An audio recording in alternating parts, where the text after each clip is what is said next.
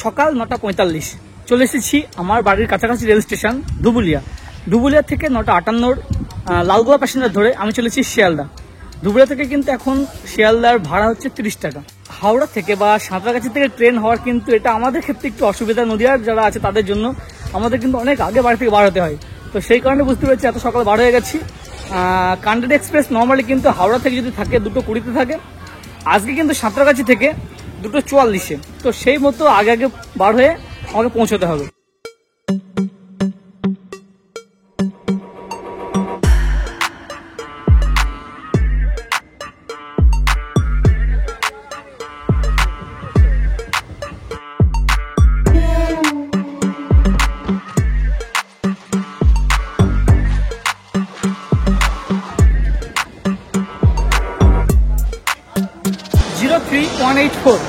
Lalgola Sealdah passenger কিন্তু সঠিক টাইমেই শিয়ালদা এসে পৌঁছেছে প্ল্যাটফর্ম নম্বর 9-এ।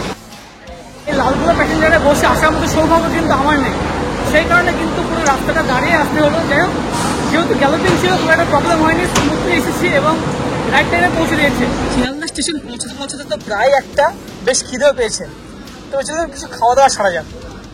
শিয়ালদা স্টেশনের সস্তায় ভালো খাবার বলতে গেলে এই হচ্ছে গরিবের ভালো খাবার, সস্তায় খাবার, পরোটা এবং আলু, 3 পিস 20 টাকা। 3টে পরোটা কিন্তু যথেষ্ট। এবং আপনারা যদি মনে করেন ডিম নেবেন নিতে পারেন, ডিম দিয়ে কিন্তু 30 টাকা। খাওয়া দাওয়া ভালোই হলো। এবার স্টেশন থেকে বার হয়ে যাবো এবং বাস ধরবো সাঁতরাগাছি যাওয়ার জন্য। কান্ডারি এক্সপ্রেস হাওড়া থেকে থাকতো, তো সেভাবে আমি প্ল্যান করেছিলাম যে ট্রেনে এসে দমদম নামবো, দমদম থেকে মেট্রোতে যাবো এসপ্ল্যানেড, আবার মেট্রো করে যাবো হাওড়া, এরকম প্ল্যান করেছিলাম। তবে যেহেতু সাঁতরাগাছি থেকে কান্ডারি এক্সপ্রেস ছাড়বে, সেই কারণে কিন্তু শিয়ালদা আসা এবং শিয়ালদা এই সমস্ত চত্বর থেকে চলেছি আগিয়ে।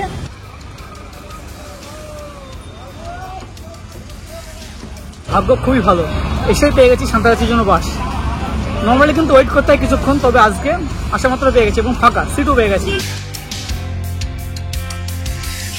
এসে পৌঁছে গেলাম সাঁতরাগাছি।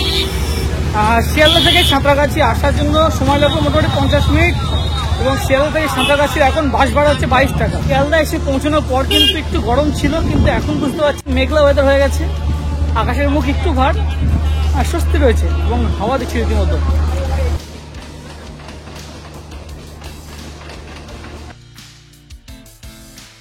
অ্যাকচুয়ালি তাম্রলিপ্ত এক্সপ্রেস এবং কান্ডারি এক্সপ্রেস কিন্তু একটি ট্রেন, অর্থাৎ যে train Digha Howrah down Tamralipta express, সেই ট্রেনে কিন্তু হাওড়া দীঘা আপ কান্ডারি এক্সপ্রেস। তাম্রলিপ্ত এক্সপ্রেস অর্থাৎ ডাউন তাম্রলিপ্ত এক্সপ্রেস কিন্তু সাঁতরাগাছিতে এসে পৌঁছালো 2:40 নাগাদ এবং এটি হয়ে যাবে এবার কান্ডারি এক্সপ্রেস। 22897 কান্ডারি এক্সপ্রেস কিন্তু সাঁতরাগাছি থেকে 2:40 ছাড়া কথা ছিল, কিন্তু যেহেতু লেটে পৌঁছেছে তাম্রলিপ্ত, সেই কারণে কিন্তু কান্ডারিও লেটাই ছাড়বে।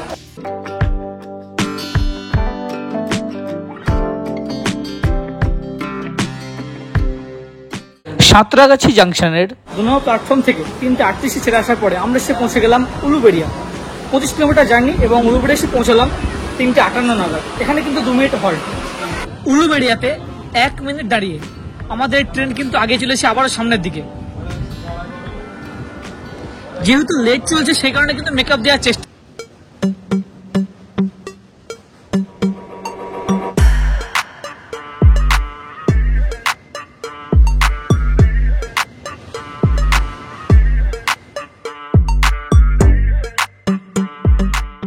ছটা ইন্টারমিডিয়েট স্টেশন পেরিয়ে 26 কিলোমিটার মতো এসে আমরা এসে পৌঁছে গেলাম ট্রেনের দ্বিতীয় হল্ট মেছেদা। এই মেছেদা কিন্তু সাঁতরাগাছি থেকে ওই 51 কিলোমিটার মতো।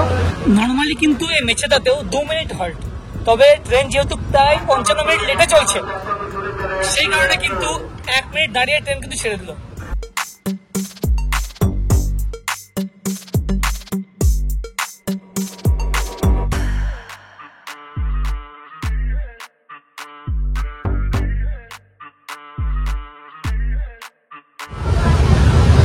ট্রেনে যেহেতু আছে প্যান্ট্রি গার্ড, শুধু চা না, আপনার পকোড়া, স্যান্ডউইচ বলেন, বার্গার বলেন, সমস্ত কিছু কিন্তু পেয়ে যাবেন এবং রীতিমতো হকার ভাইরা নিয়ে আসছে। আপনারা খিদে পেলে অবশ্যই খেয়ে নিতে পারবেন।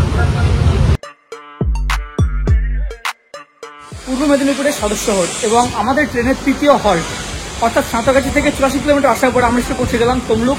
এখানেও কিন্তু 2 মিনিট হল্ট, তবে আজকে ট্রেন কিন্তু প্রায় 1 ঘন্টা 5 মিনিট লেটে চলছে। বললামই তো ট্রেন যেহেতু প্রায় 1 ঘন্টা 5 মিনিট লেট, সেই কারণে কিন্তু এখানেও 1 মিনিট দাঁড়িয়ে ট্রেন ছেড়ে দিল। এরপরে কিন্তু আমাদের স্টপেজ হচ্ছে কাঁথি, তারপর রামনগর এবং নেক্সট দীঘা। তমলুক স্টেশনে কিন্তু সব কাজ চলছে দেখুন।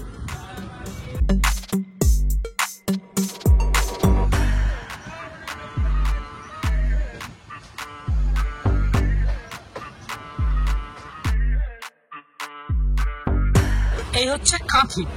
আপনারা যারা মন্দারমণি, কানাইচট্ট, জোনপুট ইত্যাদি সি বিচে যাবেন, আপনাদের কিন্তু এই কাঁথিতে এসে নামতে হবে। আপনি সকালে তামিললিপ্ততে আসুন বা বিকেলে কান্ডারিতে, তো আপনাকে 2 নম্বর প্ল্যাটফর্মে নামিয়ে দেবে। আপনাকে ফ্লাইওভার দিয়ে যেতে হবে 1 নম্বর প্ল্যাটফর্মে, এবং তারপরে ওপাশে গিয়ে হচ্ছে বিভিন্ন অটো স্ট্যান্ড, যেখান থেকে রিজার্ভে বা শেয়ারে আপনারা মন্দারমণি বা কানাইচট্ট দিয়ে যেতে পারবেন।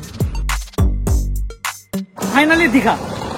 সাঁতরাগাছি থেকে 177 কিলোমিটার আসার পর আমরা পৌঁছে গেলাম দীঘা। কান্ডারি এক্সপ্রেসের শুরুর 3টে কোচ কিন্তু হচ্ছে জেনারেল, যার টিকিট প্রাইস হচ্ছে মাত্র 80 টাকা, এবং মাঝখানে 10টি D1 to D10 হচ্ছে কিন্তু সেকেন্ড সিটিং, যার টিকিট প্রাইস হচ্ছে 105 টাকা, এবং শেষে কিন্তু 2টো chair car, AC chair car রয়েছে, যার টিকিট প্রাইস হচ্ছে 370 টাকা।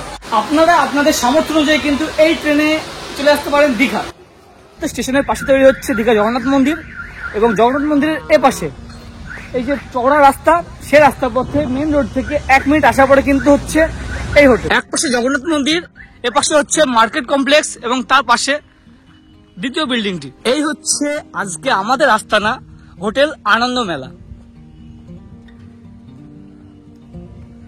গেট দিয়ে প্রবেশ করার পর কিন্তু সামনে রয়েছে প্রচুর জায়গা, অর্থাৎ বাচ্চা কাচ্চা আসলে কিন্তু এখানে বেশ খেলাধুলা করতে পারবে। এবং এ পাশে কিন্তু একটি দোলনা রাখা রয়েছে, বসার ব্যবস্থা রয়েছে। এই হচ্ছে হোটেল। গেট দিয়ে প্রবেশ করার পর এই হচ্ছে রিসেপশন এরিয়া,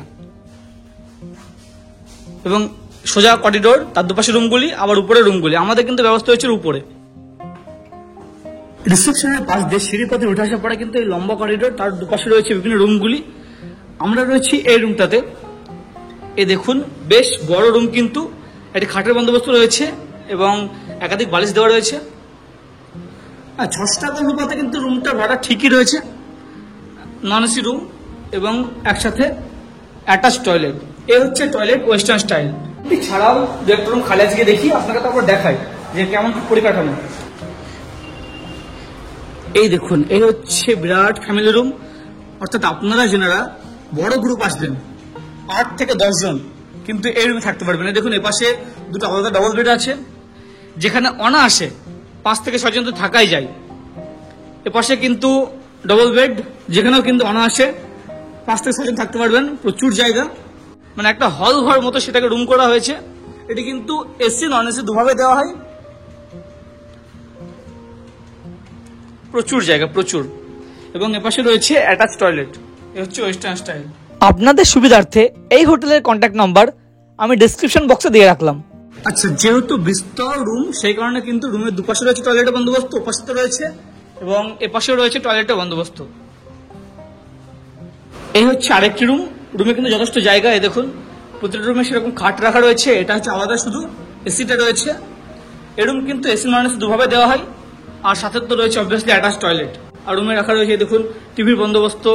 এপাশে একটা জিনিস ভালো লক্ষ্য করলাম যে চার্জিং প্লাগের সাথে কিন্তু মোবাইল হোল্ডার রাখা রয়েছে। দীঘা জগন্নাথ মন্দির কিন্তু এখনো উদ্বোধন হয়নি, তবে উদ্বোধন হওয়ার পরে কিন্তু এই সমস্ত চত্বর আরো বেশি ক্রেজ নেবে, কারণ এখান থেকে সমুদ্র তট আপনাকে তো বললাম মাত্র 3 মিনিটের হাঁটা পথ, এবং পিছনে মন্দিরের অপূর্ব ভিউ।